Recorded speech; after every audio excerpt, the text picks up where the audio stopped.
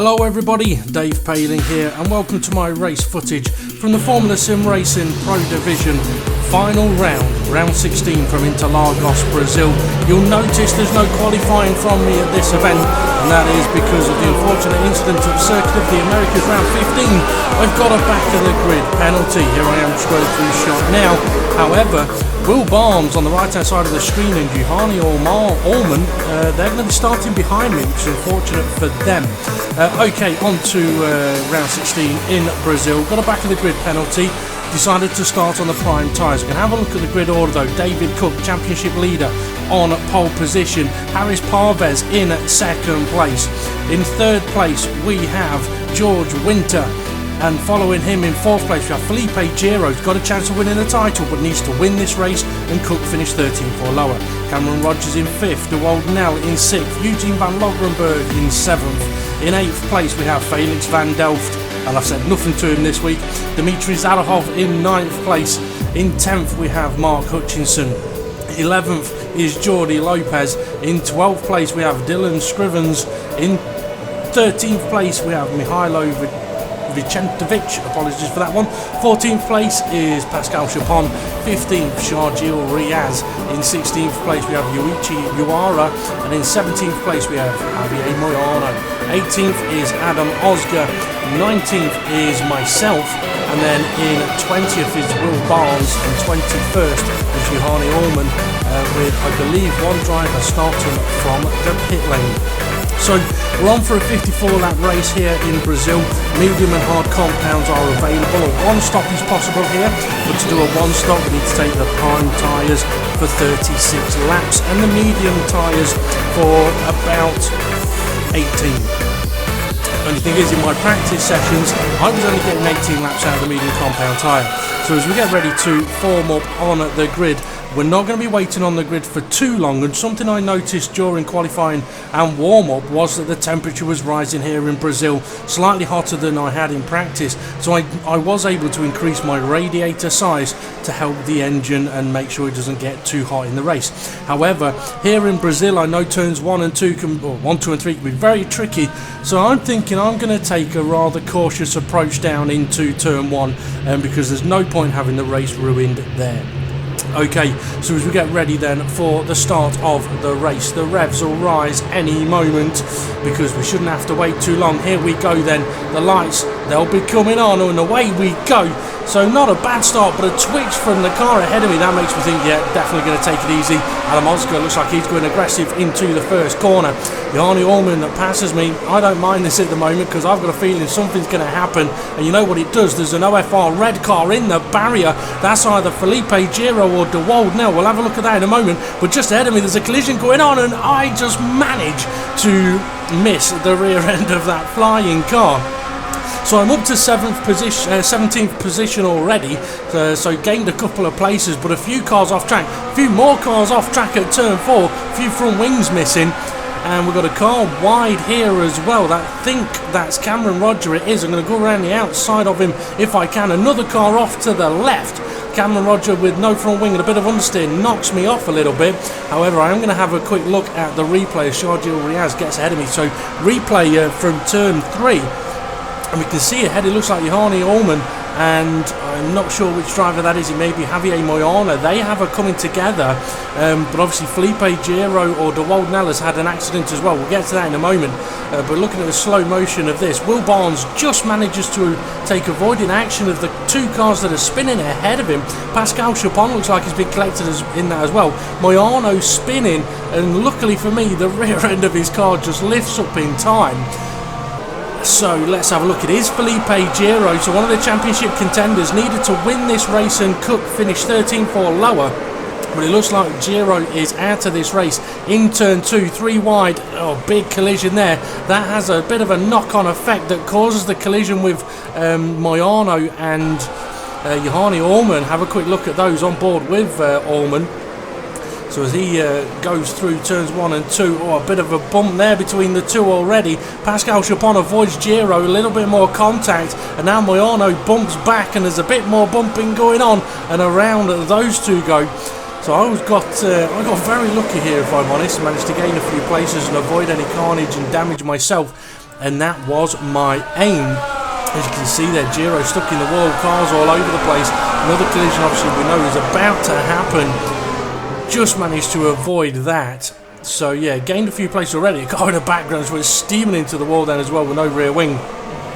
So yeah, a lot happening at the opening of this race. So now, I believe I'm sitting in 14th place, 13th place now. Got Charles-Gilles Riaz ahead of me. He's also on the hard compound tyre, and his engine's smoking a lot. Now at the start of the race, off the grid, we expect to see a bit of smoke. However, smoking over the opening courses of the laps is not good. More smoke pouring out the back of his car and from the car ahead. That could suggest that his radiators are a little bit too small and his engine is overheating a little bit. Probably means his race is not going to get all the way to the end. As we cross the line, there's another car in the pit, so I think we're going to be up to 12th place momentarily. So yeah, Charles-Gilles Riaz, I mean, I must admit, I would say that I am quicker than Charles-Gilles Riaz at this moment in time. So I'm thinking, as George Winter's still parked on the exit of the corner, I must admit, I'm thinking at this point, okay, let's see what the car's handling like. We've had some difficulties. Suzuka wasn't great. Malaysia was much better. I was feeling good about America, but we know what happened there. So yeah, I must admit, I'm thinking, okay, let's just see how the car's feeling. Let's see how it is in the dirty air, and then we're going to go for it. And I'll be honest, I am thinking about a two-stop strategy here. Because I've only been able to get a maximum 18 laps out of the medium compound tyre, and I'm not overly happy with a hard compound tyre, especially at the start of the race, I'm thinking, you know what, let's go a little bit aggressive here. We'll do a short stint on the hard compound tyre and then do 2 medium stints. So for a two-stop strategy to work, you can split it quite evenly, 18, 18, 18. And Charles-Gilles Riaz's engine is smoking again. And I must admit, this is quite off-putting as he's filling my face with smoke. And it's not the enjoyable type either. Gaining on him quite a lot in straight line speed as well. DRS not available yet. At this point, David Cook's still leading the race, but for me, I'm totally focused on this. And while this race is going on, for the opening 4-5 laps, I had no idea which of the OFR red cars it was that had been crashed out. Oh, I look for an overtake. Riaz moves a little bit as we get close to the braking zone. That's going to cost me a bit of time, and now I'm going to have to catch up. Now, a bit of information for you. I mean, you can see on the screen, I've left the info up again. Middle top is the positions. And lower down you got brake, accelerator, gear, sector times, lap times, and all that kind of thing. Now the target lap times that I was looking for in the opening stint of the race, from what I've been doing in practice, was 1:14.2s. However, there was a problem with the server during practice, as Johanni Ullman is behind me on medium compound tyres, by the way, and Riaz smoking a lot again. Yeah, there was a problem in the warm-up session, which meant the server had to be restarted. The real road wasn't saved, so we haven't got a full real road here at this circuit. So lap times compromised a little bit. However, I was still expecting low 14s. 1:14.2s is what I should have been getting. So 1:14.5s I'd have been quite happy with. However, for these opening laps, we're looking at 1:16s. However, this lap I've just completed is the first into the low 15s, where I've had a little bit of clean air ahead of me.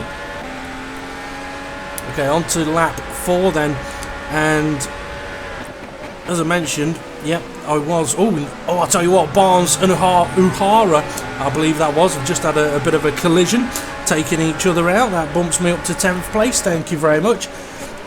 I must admit as well, I mean, these laps are going to go, they're going to come and go thick and fast, and as I'm driving along here, it's frustrating me that I'm, at the moment, not past Riaz, because I do feel if I can get past him, I'll pull away. I can get closer to the lap times that I should be getting. And I'm also thinking, okay, I'm in 10th place now, and there can't be that many cars ahead of me on the prime tyre. So if I can stay within 19 seconds of the leader, then potentially when they pit, or when everybody ahead of me pits, they'll be behind me. So I may be able to make this really work for my strategy. The possibility of a one-stop is available depending on how the tyres wear on the circuit at the moment. Now I am closing up again to Riaz. I'm all over the back of him. The DRS obviously now available as well, but I'm not close enough to attack heading down into turn 4. It is where I had a look earlier on, and it is an overtaking place with a little bit of understeering, dirty air. That's going to compromise me a little bit. We're going to have to be careful of that. Don't want to end up off the track. And he has smoking from his tyres a little bit, and smoking even more from his engine, which is a concern. And Johanni Allman closing that gap in on me a little bit, with him being on the medium compound tyres. I'm unsure if he's got any damage on his car with opening lap collisions, but he is on medium tyre and gaining a little bit. Now each time I'm following Riaz at this point and seeing the smoke pouring out the back of his engine, I am thinking, okay, this is a guy who his engine's not going to last the whole race. So if I can get past him with someone that I can kind of forget about, because once I'm ahead and I can pull away, my strategy should keep me away from him.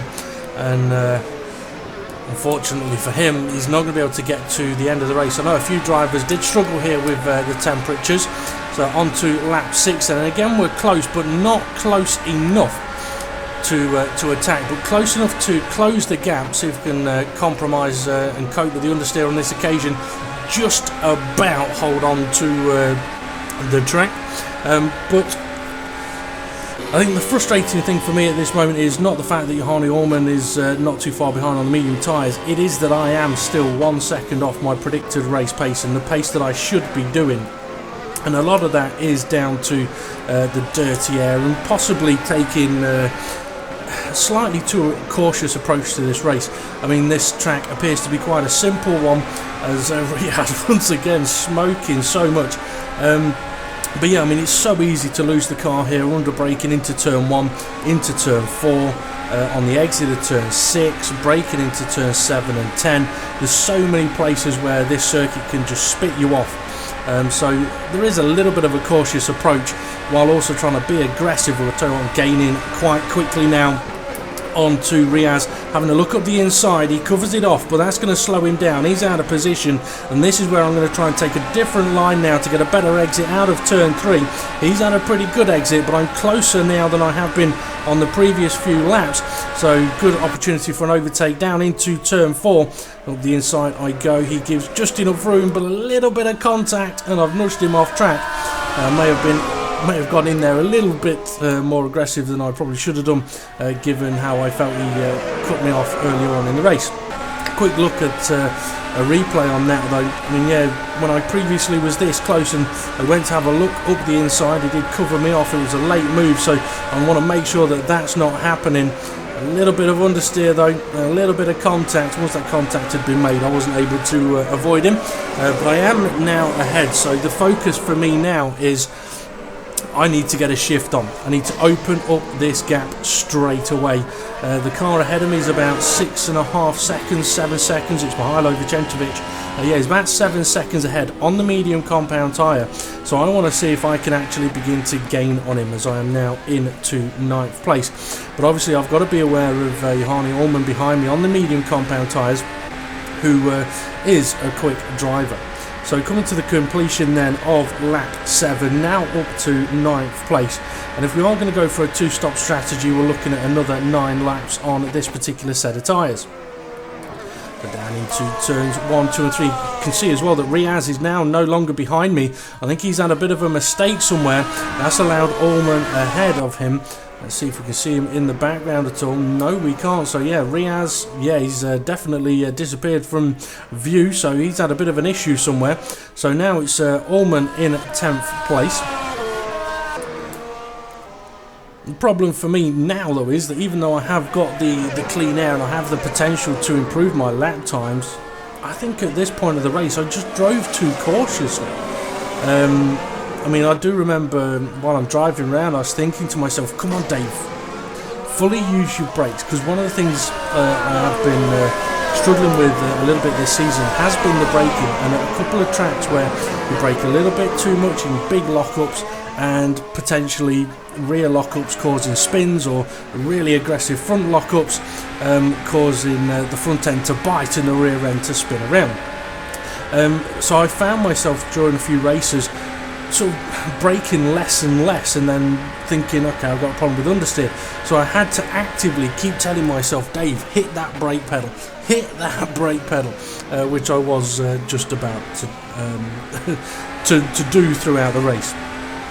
Okay, we're on lap 9 now, and for any of the medium tyre runners that are really abusing their tyres and taking way too much out of them, we could see them lapping from any point now.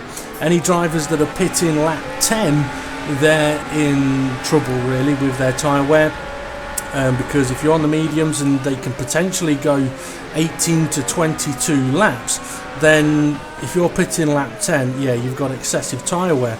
The hard compound tyre, I mean, they will last a long time potentially, but for me it's all about how the car handles. I tell you what, there's a car in the barrier then. I think I've just moved up to 8th place. I think it may have been one of the ACR cars that's just had an accident there, possibly Eugene van Logrenberg.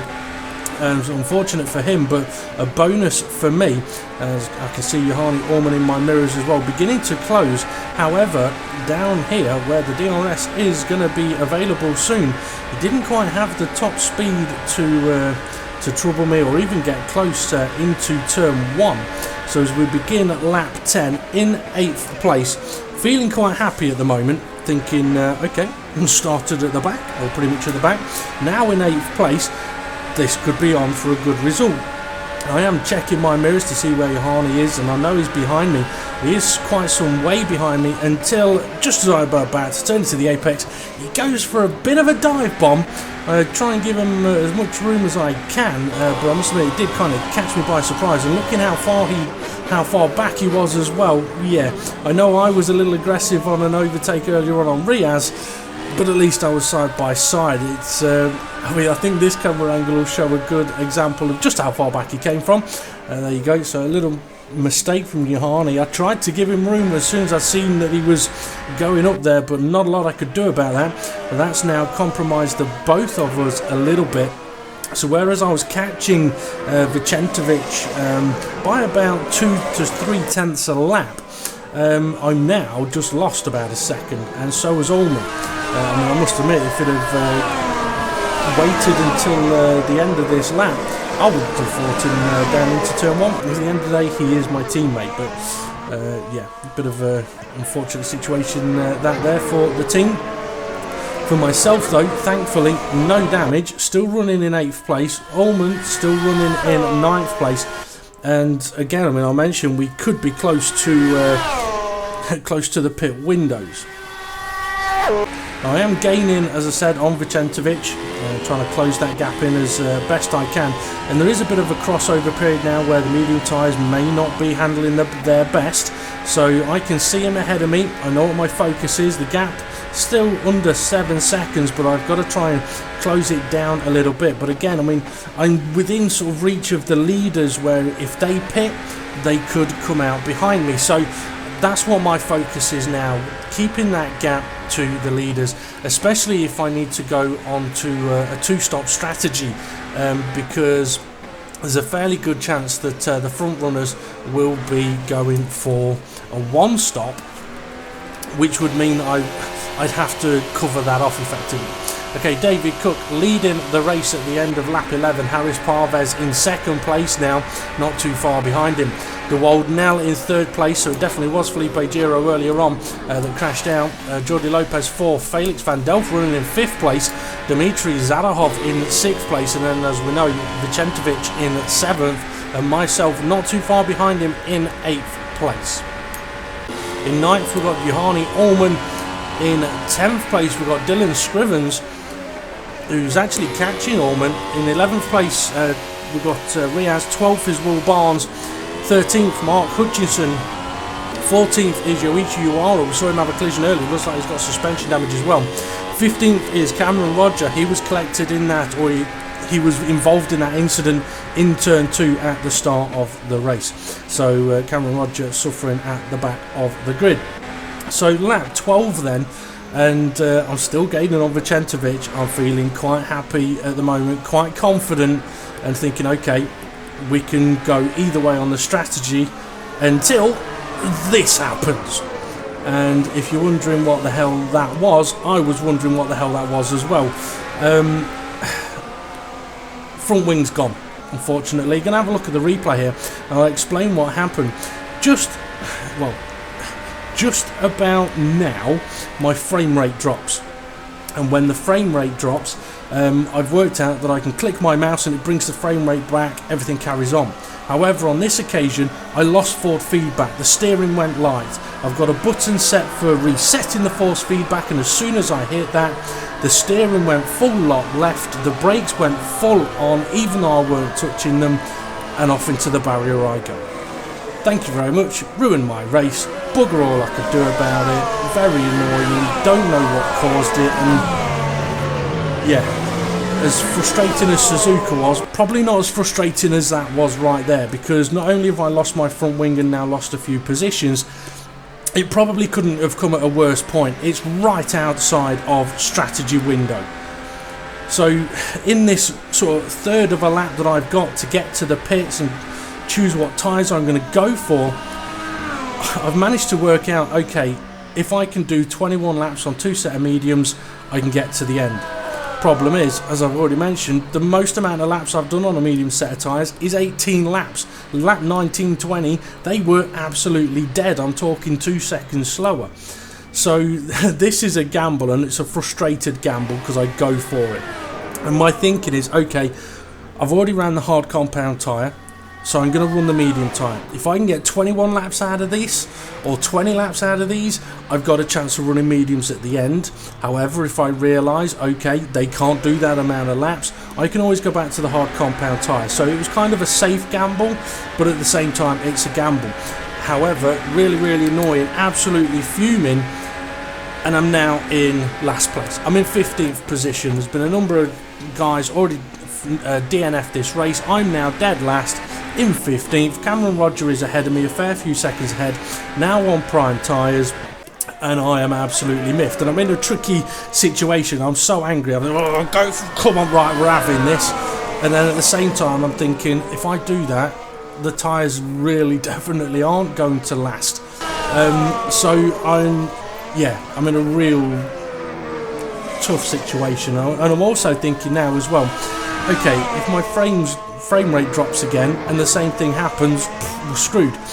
The only thing I can say is at least I didn't end up with a DNF.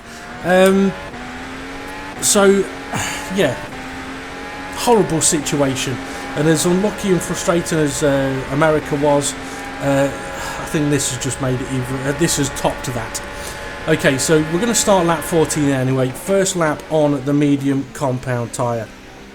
Now, I mentioned earlier on that my target lap time for the hard tyre at the start of the race was 1:14.2s, and I wasn't able to get anywhere close to it really. I think it was sort of low 15s was about the best I got, so real road hurting me a little bit. Oh, I got a little bit on the grass on the braking zone there, had to wait before I turned in. And if people think that didn't happen, trust me, it did, because I've done it loads of times in practice, and if you turn in, the car spins. Yeah, so lap times, we're looking at 15.2s when it should have been 14.2s, and I put a big part of that down to the real road and another part down to traffic and also perhaps being a little bit too cautious. So now my target lap times really should be mid to low 1:13s. So that's sort of the target I'm looking at. However, to do mid to low 13s, we're looking at not getting more than 18 laps out of the tyres. So I've got to compromise lap time a little bit to get the tyre stint. So completing lap 14 then with a lap time of a 1:14.421, and yeah, a little bit off pace, so we'll see if we can pick it up a little bit on this next lap. Now Cameron Roger that is ahead of me, I am catching him up with him being on the hard compound tyres. He's struggling a bit. I believe he also might have some damage, but I am catching him quite quick, so although we've had a lot of frustration, I can see, okay, there is still a possibility of getting something out of this race. And for anyone that's watched my races over the course of this season, you'll know that when the shit hits the fan, yes, I did swear, when it hits the fan, I've always tried to go, right, okay, where can I get to? Don't give up, we'll carry on, let's see what we can do. We can still get points. Top 15 score points in pro, so let's just keep going and see what we can do. And given the situation from America, I was determined to finish well in this race, especially with it being the last race of the season. So coming up to the end of lap 15, and really this is now the medium tyre pit window opening up. I've just done a lap time of 1:14.1, so pace is improving a little bit. But yeah, the medium tyre window is now open for people that started on those tyres.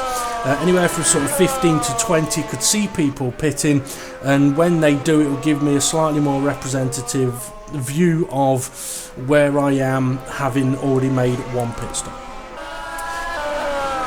But as I've said, I am catching Cameron Roger ahead of me, and I'm catching him very, very quickly.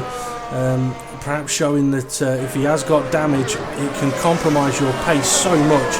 As I'm not, well, I'm kind of going for it perhaps a little bit too much, but at the same time, I know I can't just go absolutely mental out there.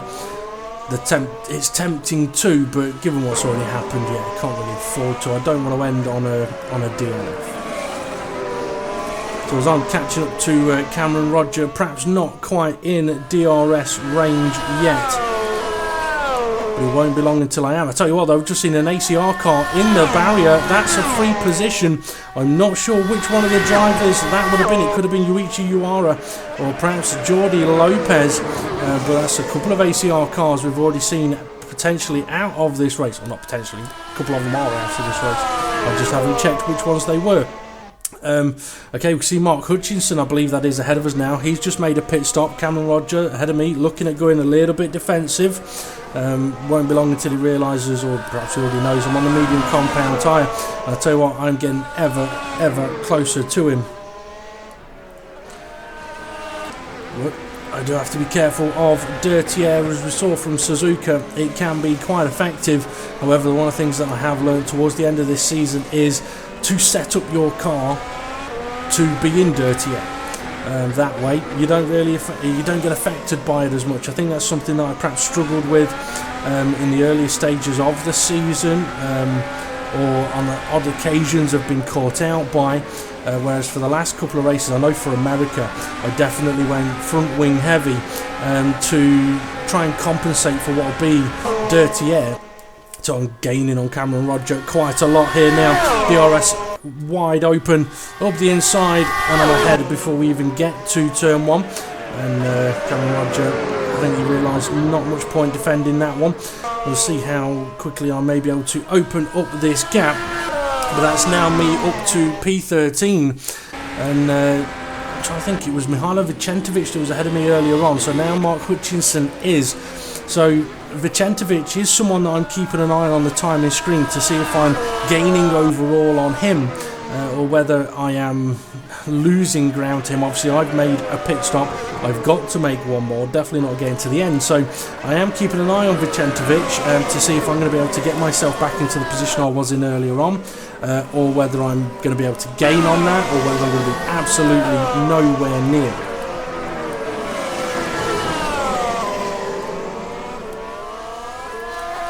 As I mentioned though, pit window is open for the medium tyre runners. It's something that did surprise me.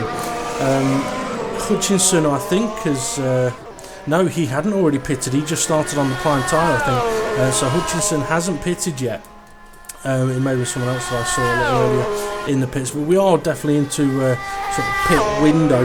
And I am going to gain one position now, as there is a car in the pits. I think it's Will Barnes, who is in the pit exit, I believe. Yes, he is. He's just coming out of the pit exit, so he's going to slot in right behind me and just ahead of Cameron Roger. But you can see the gap that I've opened up on Cameron Roger now, and that's the benefit of a very clear bit of track ahead of me. Now, Will Barnes, obviously, he's a driver that we saw have a bit of an incident earlier on with one of the ACR guys. So he will be focused on trying to catch up to me, but I am fully focused on catching the back of the yellow car ahead of me, Mark Hutchinson, who, a lot like me, is in his debut season in Formula Sim Racing. And okay, I did do one or two races, I think it was last season towards the end, but this is my full first full season in Formula Sim racing, and it's taken, well, I wouldn't say it's involved a lot of learning about sim racing, a lot of learning about the car setups on here, a lot of learning about how the cars handle, a lot of computing processes that I've not been used to, so much to sort of get my head around here. Okay, on to lap 20 then, and still running in P12. And I have noticed as well on the time screen I have available to me when I'm racing that Riaz is still ahead of me, but Will Bars, he's behind me. He's now on the hard compound tyre, so I am going to have to keep a little bit of an eye on him, but I am still catching Hutchinson ahead of me, just not perhaps as quickly as I would like. But again, it's such a horrible situation. I mean, when I was thinking about, okay, I could go for a two-stop strategy here at the start of the race, it was a very potentially comfortable two-stop strategy. Push the hards hard for 18 laps, and then push the mediums fairly hard for 18 laps again and again. They can handle that. Whereas this situation, trying to get an extra 3 laps out of the tyres when I've not been able to do it in practice, that's asking a whole lot. So it's really a horrible situation to be in many respects. That you want to just push and go hard and go fast, but you know you can't afford to do so. But anyway, looking back from Mark Hutchinson, Sharjeel Riaz has now made a pit stop as well. I think he may, I'm trying to think if that's for position. It is for position, so Mark moves up to 10th, I move up to 11th, and Riaz comes out of the pits right behind me. So after, I think, the first round of pit stops, I have managed to get myself back ahead of Sharjeel Riaz, but as we know, something happened to him much earlier on in the race, not long after I'd got past him, where he seemed to disappear from view. So I do kind of need to keep an eye on Riaz at the moment as well, because he is on a brand new set of tyres. I'm on a set of tyres that I've now been on for, what, 8-9 laps, so they're already beginning to suffer a little bit, and I know I've got a long way to take them. I also know that with Riaz behind me, there is the potential of a battle coming soon, and it's not really a battle I want to get too involved with. I mean, around this track, you start fighting side by side for too long with somebody, you can easily lose 1 to 2 seconds a lap, and that over the course of the race can be a massive amount of time to lose. Okay, on to lap 22 then, and as I mentioned, I am really trying to look after the tyres here. I think I'm about to gain another place. Am I? No, there isn't a car in the pits. My apologies for that. Well, yeah, I am trying to look after the tyres, but as you'll see on this lap, Riaz manages to close the gap in quite a lot, but I think he's driving very aggressively, and still smoke pouring out the back of his car, which I must admit I can't really see while I'm driving at this point with him being behind me. I am focusing much more ahead of me. And I'll tell you what, I have now just moved up to 10th place, so I'm not sure exactly what happened there looking back on this, so we're going to have a look at a replay. And I'll tell you what, Shihani Allman heading into turn 7, big lock-up of the rear, off the track he goes, and a retirement for him. So couldn't see him on the camera angle, was riding on board with the Allman. He is now unfortunately out of this race on lap 22. Now, my target lap now on this particular set of tyres is to get to lap 33, so I've got another 11 laps to do on this particular set of tyres, which obviously while I'm driving around thinking, I don't think I can do this, or I know I can get to lap 18, but then I'm going to hit a cliff that's so severe I could easily end up in a barrier. It's a real tricky situation to be in, but I am now right onto the back of Mark Hutchinson. I'm also up to P9 as well, as another car is into the pits. So now I'm within DRS range potentially of Hutchinson. I'm also within dirty air range, so I'm going to have to be a little bit cautious through sector 2. However, as I'm driving around, I must admit I am liking how the car is handling on this particular set of tyres. Feeling very comfortable, feeling very confident, not really having any sort of scary moments of locking brakes and feeling like the car's going to spin around. I am still taking it perhaps a little too cautious, but I don't see a problem with that, especially given what has already happened. It's a case now of no need to do anything stupid. There's a lot of people out of this race and I don't want to join them for an early shower. But I have managed to really catch up to the back of Mark Hutchinson now, get a good exit here, and that's something that a few drivers in Ace and World Championship struggled with, and perhaps in Pro as well. I didn't really look at them, but I did look at the others. But yeah, the exit of the final corner, Jung Chao can make a difference to an attempted overtake, but I was able to stay close enough. DRS wide open, Hutchinson doesn't really defend it too much, and ahead I can get. So I have to see now how quickly I can open up the gap on Hutchinson, as I've already done that. I think I may have even, I've left him without any advantage of DRS really. So now I'm up to 8th place, so kind of back up to 8th place, and Mihailo Vicentovic is the car ahead of me. He's made a pit stop, he's on the hard tyre. So effectively, at this stage of the race, I've managed to get myself back to where I needed to be. Or should I say, back to where I was. The problem is, I know I've got another pit stop to make, and I also know that potentially cars ahead of me, they don't have to. So, I can't give up too much on this one. I've got to keep pushing. But I am still gaining on Vicentovic. All the way through, since I've pitted, come out and start putting in laps again, I am gaining on Vicentovic. So, he's still my target, to see if I can, by the end of the race, be near him or ahead of him. Okay, so as we move on to lap 25, and if possible, I may have a look at the gap to Vicentovic. I can't remember off the top of my head what kind of time gap it was, but also I am thinking, okay, if we can close up the gap enough to be within 3-4 seconds, maybe 5 seconds, then when I pit again for my final set of tyres, I have half a chance of catching him, because if he's on prime tyres to the end of the race now, me on a brand new set of mediums, I will be considerably quicker potentially. So 2 or 3 corners between Vicentovic and myself is a little bit out of view at the moment, so I'd say that's probably looking about 7-8 seconds, maybe a little bit more. No, I'm trying to think off the top of my head, I think it may have been about 12 seconds on the race day. I could be wrong, but the gap does come down lap by lap, little by little, because as I said, I'm not willing to give this up just yet. I mean, sitting in 8th place at the moment with everything that's happened, yeah, I can't argue. Okay, lap 26, have a quick look at the leaders. David Cook still running first, Parvez still running in second, Felix van Delft now up to 3rd place, sitting in a podium position again.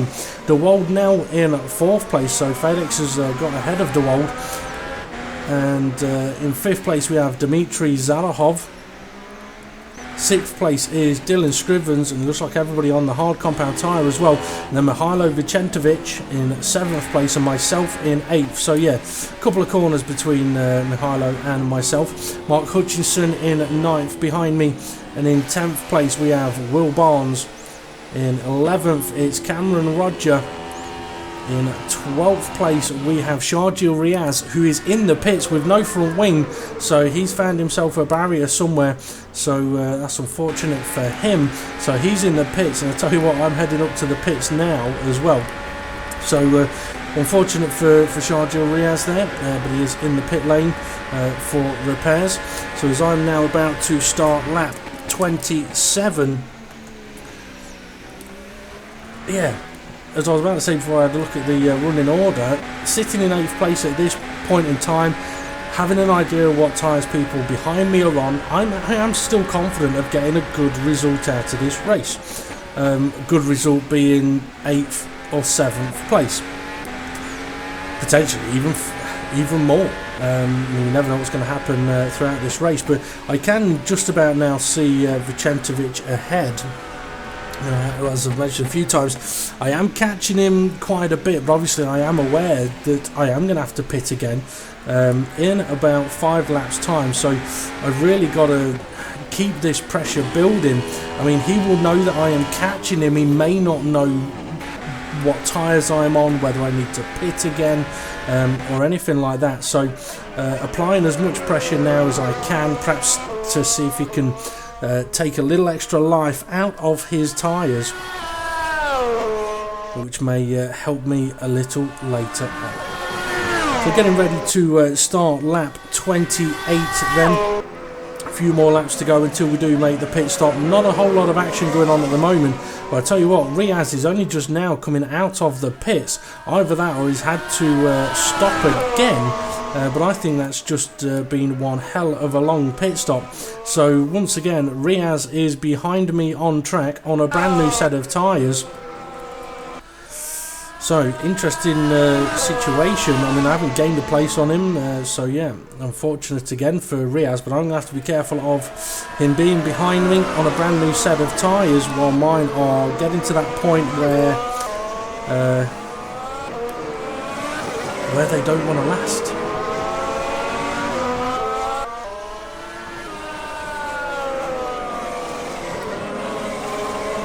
So just gone about halfway in this race. Well, I tell you what, Riaz is sideways, that's a big spin. That may have been caused by potential damage on the car, or just going a little bit too quick for the tyres that he's on at the moment, but that relieves the pressure a little bit for myself. And now on to starting lap 29, and I am still catching Vicentovic, and I must admit at this point I'm thinking, okay, I think the tyres might make it, you know, the tyres are actually holding up quite nicely. Right, let's keep going. I must admit the tyres have been lasting better than I expected throughout this race, slightly differently to how I had in practice. I mean, I did a few practice race simulations, and my tyre wear was awful. Well, I say awful. In comparison to the likes of Felipe Giro, it was awful. I mean, I know exactly what Giro's sort of lap times were capable of here. I tell you what, I gained a place, and I'm going to have a look at the replay why. De Wolde now making a nice overtake on Felix van Delft through turn 1. Let's see. Felix is going to have DRS. De Wolde goes defensive. Felix is going to go to the outside. Yes, he does. Late braking around the outside. Nice overtake there. Nice bit of driving from the both of them. De Wolde perhaps a little bit too much curb there. A lot of curb on the exit, and off he goes into the barrier. Ouch. Okay, that's a big crash. That's where I just gained an extra place from. So now on lap 30, I'm up to 7th place. And now I'm really on for a good result. Unfortunately, it's at the demise of one of my Origin FrontRowRacin teammates, De Wolde now. But I suppose when racers are racing, we do get a little bit selfish as well. I mean, I must admit, I had no idea at that point that anything had happened to De Wolde. I just knew that I had gained a position. Now, the situation that I'm approaching now as well is obviously my tyres. They are getting older, even though they've been lasting well. Still got Vicentovic ahead of me, still gaining on him. Well, I'm thinking, okay, I know what the gap is. I don't know now, but while I was driving, I knew exactly what the gap is. I had an idea of how long I'd be in the pits for. I knew that I would probably come back out on track a few positions down, possibly in a little bit of traffic, but I couldn't really pit any earlier. I couldn't afford to pit any later. So I know that that's a situation that is going to be approaching very soon, which means that any overtakes that I need to do them swiftly. But I'm going to have the advantage of being on a brand new set of medium compound tyres and potentially one of the quickest cars on the track for the last 21 laps of the race. We can see Vicentovic there, so we are both now within the same straight on the second straight on lap 31.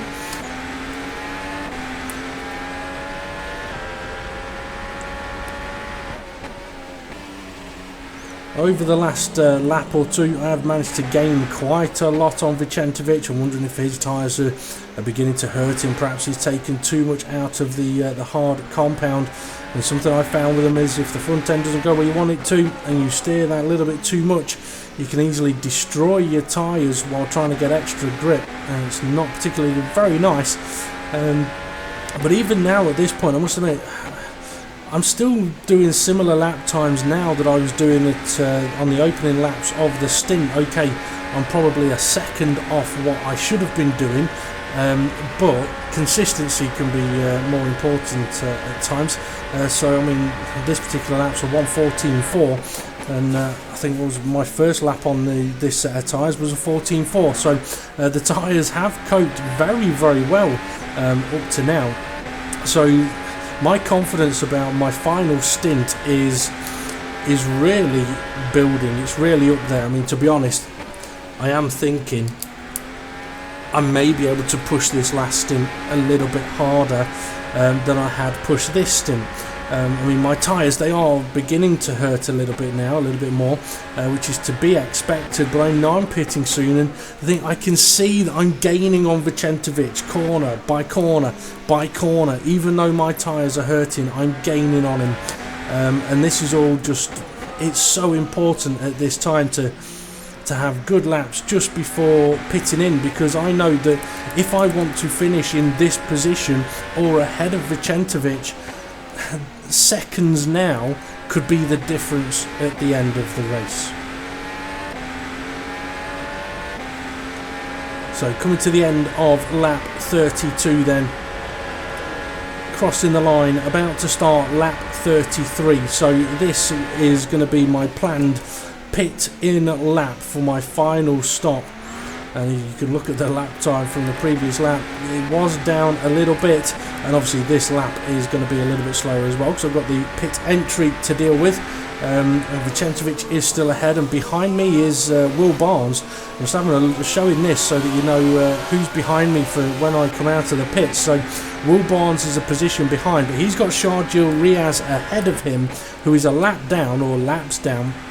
So Barnes is behind me, bit of a gap between myself and Barnes. So while I was on track, I'm thinking, okay, I'm going to be coming out somewhere near Barnes, ideally ahead of him, but more than likely a few seconds behind him, which isn't too much of a problem really. I'd rather be 2 or 3 seconds behind him than right up his gearbox, so that I can have a lap of getting the tyres up to temperature and getting settled into a brand new set of tyres. Because one of the things that you do as a driver is, as the tyres wear and wear and wear, your driving style differs slightly to compensate for the bit of wear, and then when you go to a brand new set of tyres, you kind of have to revert back to brand new tyres driving. So no, in the pits we go then, end of lap 33, for another set of the medium compound tyres that will take us to the end of the race. We know they will, because we've just done 21 laps on this set, which I was absolutely baffled by. So entering the pits in 7th place. Let's see where we're going to exit the pits. Let's see, already down to 9th, I believe. The cars next to me on track, I can hear them. I can now see them. It's Cameron Roger. So we had to make an overtake on him earlier on. He's ahead of us again, still running on his prime tyre. And one of the reasons I said I don't really want to be right behind the car is for what's about to happen now. So much more speed, and looking for the overtake, but have to back out of it, lose a little bit of time. And I mean, yeah, okay, I wanted to be behind Will Barnes, but I would have preferred to have been ahead of Cameron Roger. However, it is what it is. I'm going to have to get past him, but considering how I was able to get past him earlier on, and him having a few struggles throughout this race, there's no point rushing it. At the end of the day, as long as I can stay close enough into the final corner here, it'll be an easy DRS overtake down into turn 1, and very stable exit out of Yunkao. Got a good run on him here, and Roger sort of showing he's not really going to defend it, make me go around the outside though, which is exactly what I'll do, take the race in line, and once again I'm ahead before we get to turn 1. So I am now back up to 9th place as we start lap 35. Yep, it is 35. And now I've got Sharjeel Riaz ahead of me, which at the time was a little bit confusing until I clocked on, okay, he's a lap down. I've got Sharjeel Riaz ahead of me and Will Barnes just ahead of him. So Will Barnes has managed to get ahead, although it should have been a blue flag situation anyway. Now, admittedly, while I'm driving round on race day and I'm seeing a lot of smoke pour out the back of Sharjeel's car, I saw it as he was attacking Will Barnes over the next couple of laps, which I thought, well, if you're in a blue flag situation, that's not really what you should be doing. And given the bit of a battle that me and Sharjeel had earlier on, I must admit, I'm thinking, okay, when I get close to these guys, which I will do very soon, I hope he's out the way nice and clearly and easily, just allowing me to go and attack Will, because, I mean, being in what is now 8th place,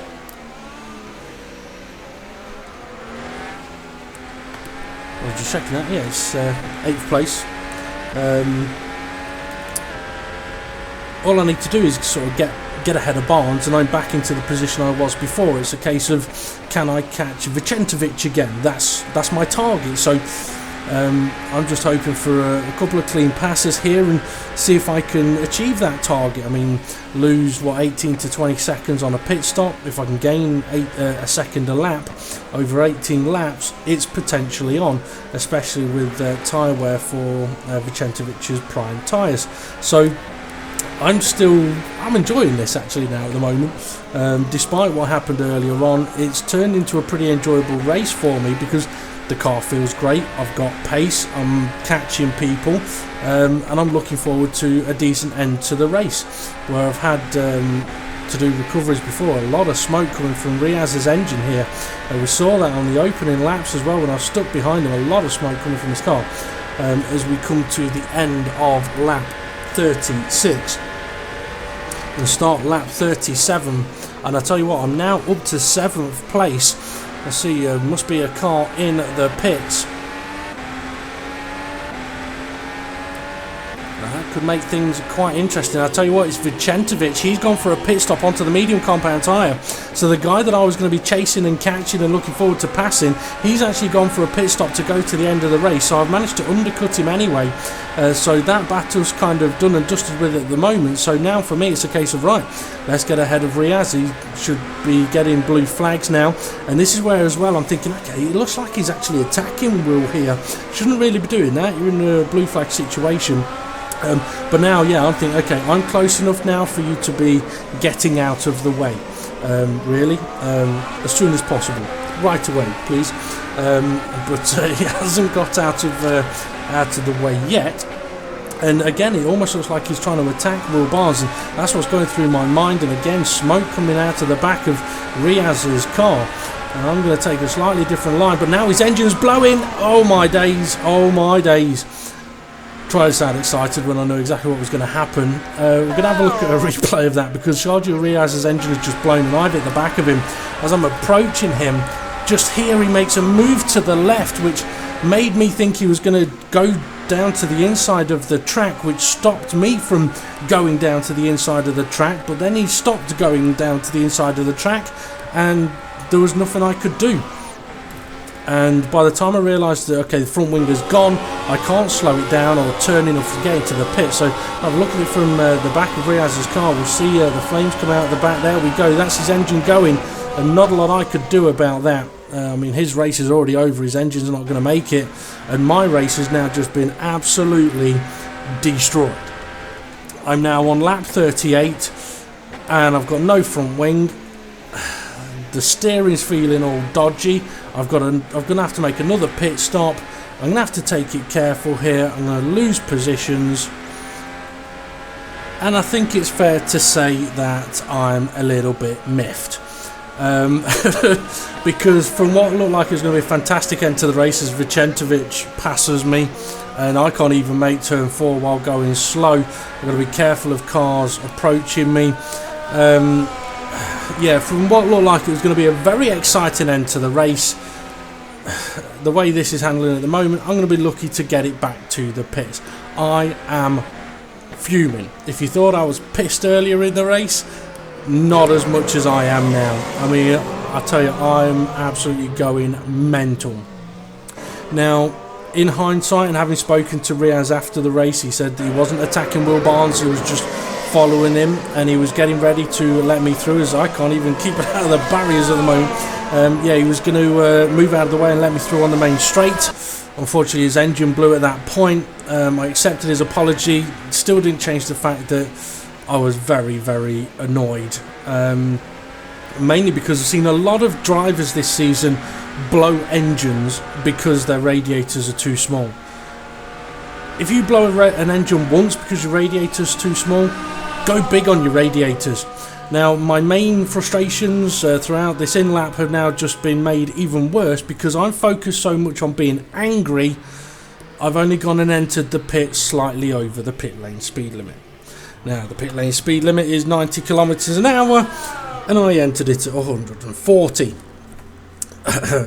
Apologies for that.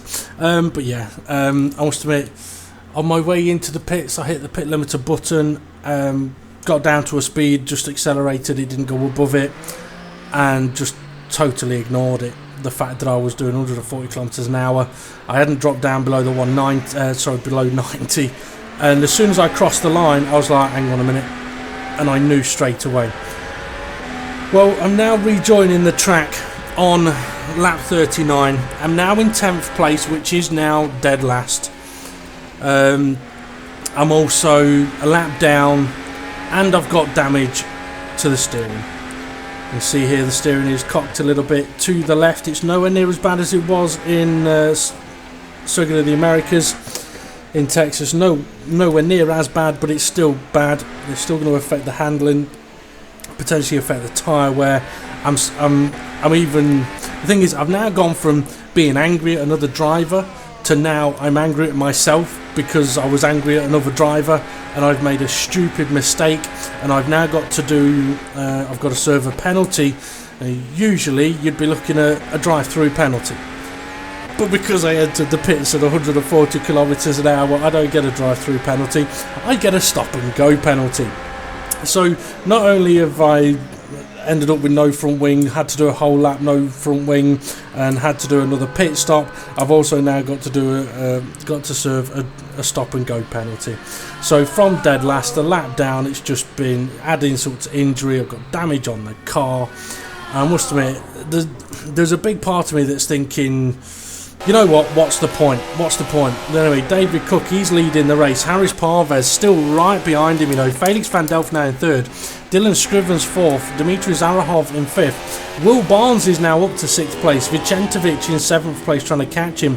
Hutchinson in 8th. Cameron Roger in 9th. He's pitted recently, gone mediums.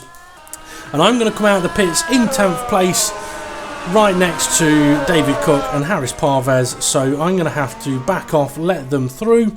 So I'm now 2 laps down. So just to add insult to injury to broken bones and everything else, it's just been made even worse. I am so angry right now. I can't even remember the last time I was this angry in a race. Circuit of the Americas, that for me wasn't anger. All big sideways moment there. The damage, got to get used to how I'm going to have to steer with this bit of damage I've got on the wheel. Circuit of the Americas, I was angry with that one, but I was angry at myself and I was disappointed with myself with what happened. This is slightly different. This, yeah. So there's a part of me that is so tempted at this time to just go, you know what, what's the point? Is there any point in continuing driving? But then, you know what, something just clicks in my mind that goes, you know what, you're not one for giving up, Dave, when it comes to your racing, so let's keep going. Not only that, we've got the leaders ahead of you. Okay, they're on hard tyres, they have been for a while. You're on the medium compound tyre. So let's go see what you can do. At minimum, if you can stay behind them, you'll be on camera at the end of the race. But you know what, I was so angry at this point. I thought, you know what, I'm going to push this now as hard as I feel I can with the damage that I've got on the car. And if I catch up the leaders, then so be it. I won't get involved in their battle. I'm not like that. I mean, even if I was 2 seconds a lap faster, yes, I would happily catch them up, but I would not attack them.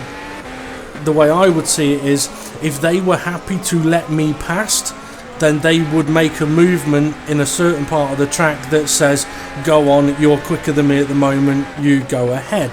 So for me, I'm thinking, you know what, I'm going to see if I can just latch onto the back of these guys and yeah, see what my pace is like. Now really, normal situation on these tyres would potentially be much quicker. The problem is, with the damage I've got on the car, it does affect the braking, the turning, the traction, everything. It affects the lot. So lap times are going to be compromised. I mean, from my practice sims, as Mark Hutchinson moves out of the way to let the leaders through, Mark Hutchinson is, I believe, in 8th place and is at least 1 lap ahead of me, so he doesn't have to let me through. He really doesn't. He has every right to sort of say, no, your lap down, you can bugger off, mate. And I forgot what I was going to say about it ago. Yeah, lap times. Practice sim, target lap time should have been mid to high 12s, sort of around the middle of the final stint. But with this damage, they're not going to be reachable, I don't think. Obviously, I don't have to particularly look after this set of tyres because the stint has been shortened, but I am now quite close to the back of Mark Hutchinson, and similar to what I was saying about with the leaders, I won't attack Mark Hutchinson unless he was to make a move that says go through, and that was the move just there. He made a clear move over to the right to the racing line, left the door wide open. I'm able to get through with DRS on the faster compound tyre. Now it's up to me to pull away. I'll tell you what, I can't thank Mark Hutchinson enough for allowing me to do that, because at the end of the day, gaining back any time I can right now in this stint is crucial, because if anybody else makes a mistake, I need to be able to pull back however many laps I am behind them. So anyone that falls off the racetrack now, I need every second I can get. So yeah, thanks to Mark Hutchinson there for, like I say, just giving that sign of making a movement that says, there you go, you can go through. If he hadn't have done that, I wouldn't have attacked him. And there is a big difference between attacking someone when you're a faster car a lap behind and being allowed through like that was. Now, because I am a couple of laps down on the leaders, one of the things that this has done as well is when it comes to the fuel usage, I know already, okay, I'm now carrying an extra basically 4.7 litres of fuel, which I'm not going to use because I'm 2 laps down.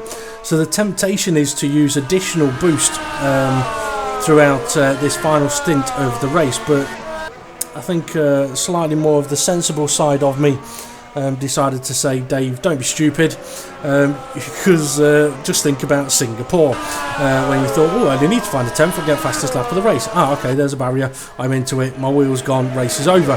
So yeah, I don't want to get into that situation, so I don't go for using boost anywhere else around the circuit. I'm already using it down from the final corner to turn 1 and from turn 3 to turn 4. So to use it anywhere else really doesn't make much sense, so it's not worth that risk. So on to lap 44, well, it's 44 for me.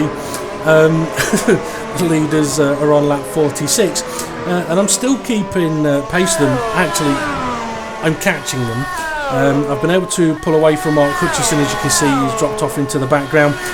So I am still within sort of touching distance of the leaders, and I don't know what it is, something really sort of took over my mentality in this final stint of the race. I think it must have just been pure frustration, because I'm thinking, okay, I want to catch you guys up, I want to be right behind you when you cross the line, not just so that I can be on the camera, but just so I can kind of show, right, this is how quick I've been with a bit of damage on the car in the final stint.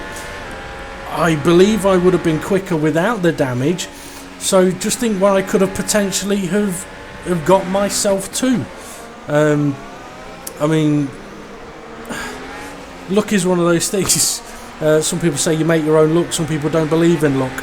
And I mean, someone recently asked me for my advice of when luck goes against you race after race after race. So my advice to them was relax, chill out, learn to try and forget about it, and don't react to stuff that happens. It's not easy to do, especially in the heat of the moment. But I've said many times before, driving angry is not a good idea. That's when big mistakes can tend to happen, or luck just turns against you. If you're able to just brush stuff off your shoulders, then it makes life a lot easier. And I think at this race, that was something I struggled to do for a few laps in this race.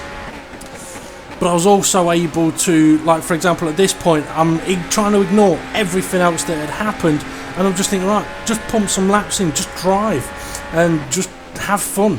And that's what it was about for me at this point. I'm enjoying catching up to the leaders, and not only that, I'm seeing that they're catching up other people to put them a lap down, and I'm catching them as well. So there's still a few laps in this race. You never know what's going to happen.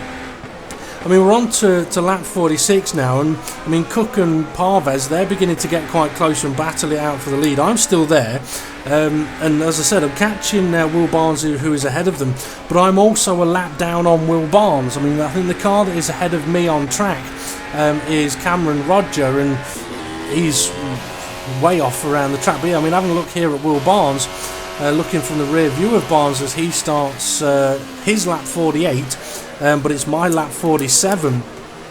We'll see that Cook and Parvez are catching him quite quick, but Barnes actually backs out of it nice and early on the back straight here. I mean, this is how to deal with a blue flag situation. Get well out of the way, let them through, nicely done. And here comes me in the background. But I mean, okay, Barnes has got the advantage of knowing that, yes, I'm behind him on track here, but I'm a lap down. And I'm now in another situation similar to what I was in with Hutchinson, where I'm now behind a car that I'm quicker than at this moment in time, and also I'm a lap down. So I don't really have the right to attack him and overtake him, especially after what I was saying about Riaz earlier on as I flicked through a few cars to get back to me. Yeah, I don't really have the right to attack him. However, if he does similar to Hutchinson, then I'm going for it. I mean, I'm much quicker at this moment in time. Nice exit out of Young Cow, and I'm going to keep an eye out to see if Willie's going to make any kind of move to say, go on, have the track. And there you go, there it is. I've got a little off circuit a little bit, but he's taken a very tight line and sort of said, go on, there you go, you can have the outside line, DRS, I'm ahead. And again, thank you very much to Will Barnes, because as I mentioned earlier on, I need every second I can get right now. So on to lap 48 for me, 6 laps to go. Although for me it is only 4 laps, because as soon as the 2 cars ahead of me get to their lap 54, I'm still only going to be on my lap 52. I mentioned a moment ago as well that Cameron Roger, he's the guy that is ahead of me on track, and he's just getting down into turn 4. So that's the gap between myself and Cameron Roger at this moment in time. So that's an absolutely enormous gap. But this is where it's kind of, in some respects, I would have liked to have overtaken the leaders in case it could have advantaged me in any way, shape or form. But considering it's the last race of the season, they are the 2 leading cars in this race. They're within a second of each other pretty much, they're battling each other. Yeah, it's not something I really want to go and get involved in, but I'm still going to hang around. I'm going to be like the third wheel when you go out on a night out with the missus. So lap 49 now, and I'm really beginning to reel them in quite quickly. Their tyres will be getting close to suffering point. They've been on the hard tyre for quite some time now, and to be honest, I mean, to go this far into the race and still be that close fighting for the lead is a fantastic show from both of those drivers. I mean, for David Cook, he doesn't even have to score any points in this race. He will be confirmed as the FSR Pro World Champion, but he isn't fully aware for most of this race that Felipe Giro has crashed out. So for him, winning the race is still, well, he knew he needed to finish 13th or higher than 13th to confirm himself for the title. And if I remember rightly, he only realised that Giro wasn't in the race when it got into sort of the last 10-15 laps, and that's what he really decided, right, I'm going to do everything I can to push for the win. But as you can see, I've really closed that gap in on them now. As I tell you what, it almost sounded like I had a car not sounding too healthy then. I'm not sure if I was right or not. That's what it sounded like, but I can't see anything. And quick look again though, the gap between, Roger, he's closer to me than I am to him. That's how big the gap is from myself to him at the moment. But on to lap 50 now then. Still don't want to get involved with the battle up at the front, but I still want to show that I had the pace to potentially have done much more in this race. Much more in this race. I mean, as I said earlier on, there's been a few races this season where it's not quite gone to plan, but it's all part of the learning curve for me. This first season in Formula Sim Racing, there's been a lot to learn, a lot to work out, a lot to take on board, and hopefully it'll all be stuff that when it comes to the following season is going to become very useful knowledge. Now, I'm not quite within DRS range of Harris Parves ahead. I must admit, I am thinking to myself, okay, I want to get into that. I tell you what though, I've just moved up to 9th position. That means that somebody has had a problem. Maybe I did hear something earlier on. I did. It was Mihailo Vicentovic, the guy I was catching earlier on in the race. On his lap 50, his engine's gone out of the final corner. So I did hear something on the previous lap. His lap 50 was my lap 49. So it took a lap for me to get back to that point, to effectively passing to where he was on track. And that's what I'm on about with needing every second I can get here, because if anyone does fall off the track, I need to be able to get past the point where they had a problem. But up to 9th place for me, I'll take that. It's unfortunate for Vicentovic, especially only a few laps from the end of the race, but with the way that my race has gone, I'm going to happily take that, I think. So lap 51 now then. Got this lap and one more for myself, this lap and one more for the guys up ahead of me. They are on their 53rd lap.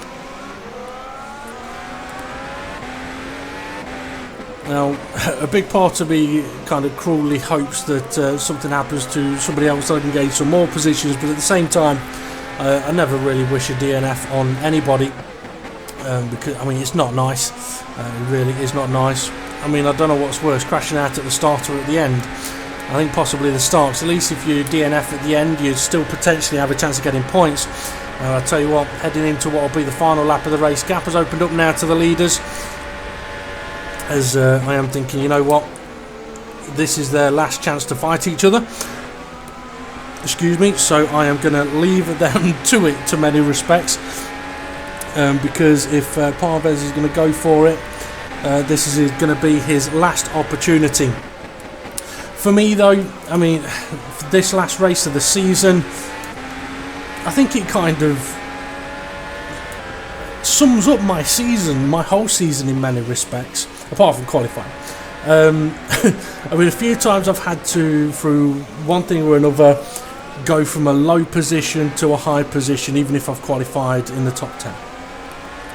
I think what I've shown this season is an ability to take hits during a race and keep going, keep fighting when the car allows me to do so. And